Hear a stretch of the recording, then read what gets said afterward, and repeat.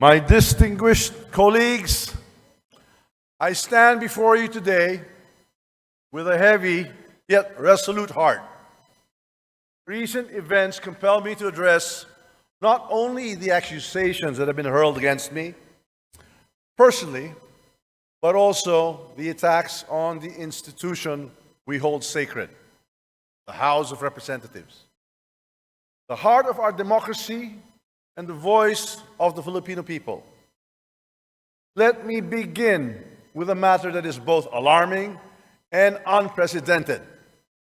The Vice President of the Republic of the Philippines, Sara Duterte, admitted to contacting an assassin to kill President Ferdinand Marcos Jr., First Lady Liza Araneta-Marcos, and myself. Let me be clear. Hindi na to biro. Hindi na to normal na panalita. Isa itong direktang banta sa ating demokrasya, sa ating pamahalaan, at sa seguridad ng bayan.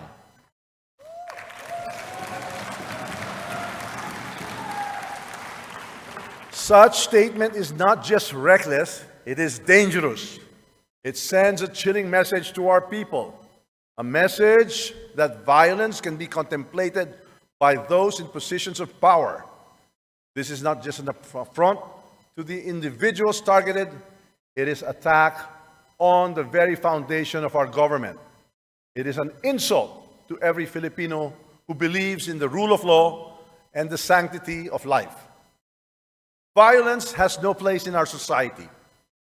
It is irreconcilable with the values that have taught and guided us for years. Values of respect and amicable, peaceful conflict resolution. We cannot let this pass as mere rhetoric. The gravity of such confession demands accountability. It demands answers. It demands that we, as the representatives of the Filipino people, take a stand to protect our democracy from any and all forms of threats. The actions of the Vice President will go down in the annals of history like a nightmare that will haunt our people for generations. And this House will do whatever we can to protect the dignity of this institution and the 100 million Filipinos we represent.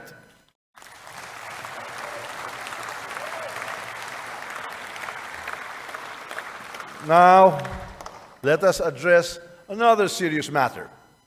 The Vice President's unfounded and baseless accusations that I am plotting to destroy her because of alleged political ambitions for 2028 elections.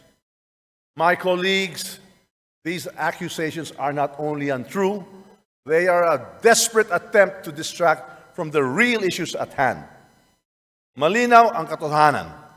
Ang trabaho ko bilang speaker ay maglingkod, hindi manira.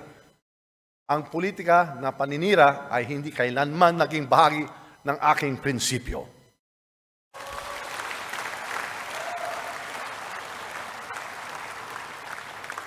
My focus has always been on fulfilling my responsibilities as Speaker of the House, leading with utmost integrity, untarnished by division and self-interest, and guided by the principle that every action and decision I take must always be for the benefit of the Filipino people.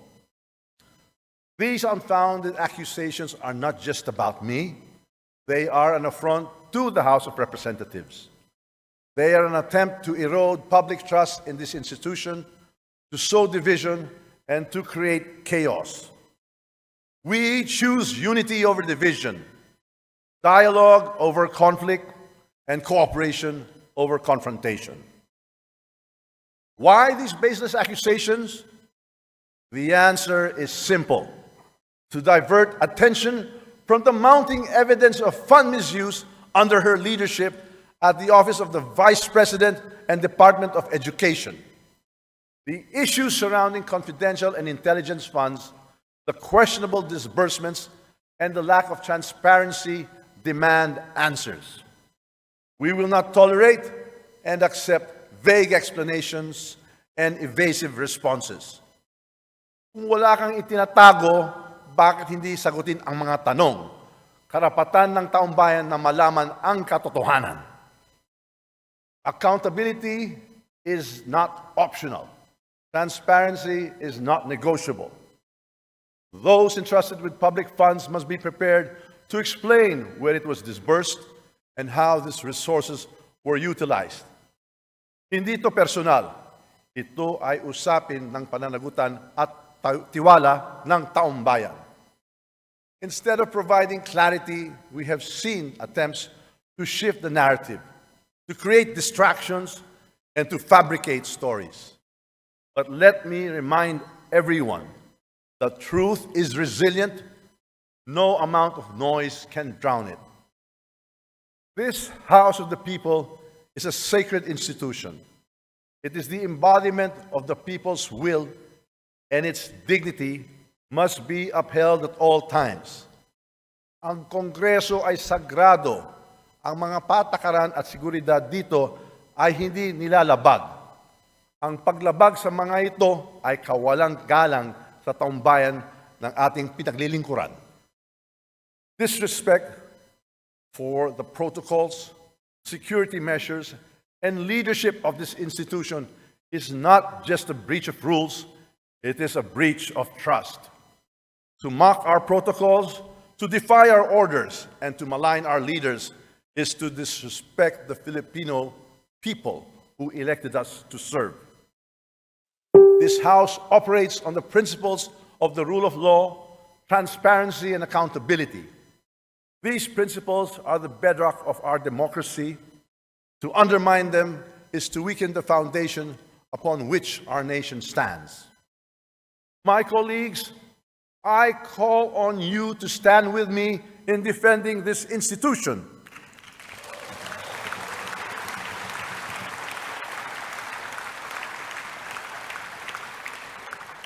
Ipaglaban natin ang dignidad ng Kongreso. Ipaglaban natin ang katotohanan. Ipaglaban natin ang ating demokrasya.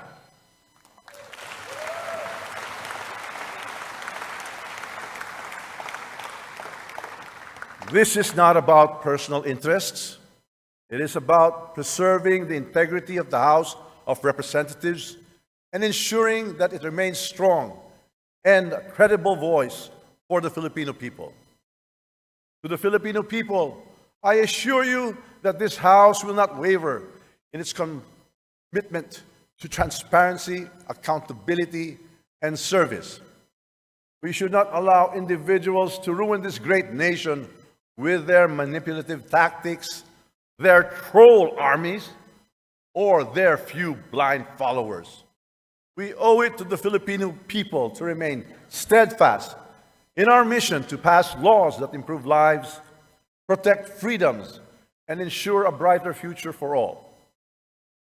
Finally, I reaffirm my unwavering support for President Ferdinand Marcos Jr. and his administration.